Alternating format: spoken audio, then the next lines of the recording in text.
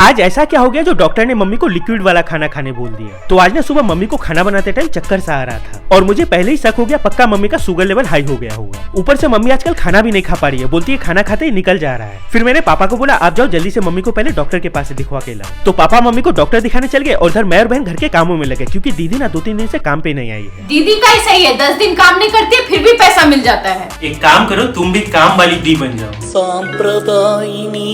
तभी mummy papa भी doctor के पास से आ जाते हैं। फिर मैंने पूछा क्या बोला डॉक्टर ने, तो पता चला मम्मी के इतने सारे दवाई खाने की वजह से इनके पेट में बहुत गर्मी हो गया है और इनको 2-4 दिन लिक्विड वाला खाना खाने बोला जिससे इनका पेट को आराम मिलेगा और ये जल्दी ठीक हो जाएगी। फिर बहन ने कुकर में टमाटर, कद्दू और जितने भी प्रोटीन वाले दाल थे सबको डालकर उसको 2-4 सीटी लगा और सबको मिक्सर में डालकर उसका पेस्ट बना के फिर से कढ़ाई में डाल दिया। फिर उसमें थोड़ा नींबू और पानी को ऐड करके 5 मिनट बॉईल कर ली और बन गया मम्मी का लिक्विड वाला खाना। वैसे इसका टेस्ट तो काफी हद तक ठीक था तो मैंने भी 2-3 कटोरी लपेट लिया। आज मेरा भी पेट थोड़ा गड़बड़ लग रहा है। खाने का मन है तो सीधा बोलो, इतना नाटक क्यों कर रहा है।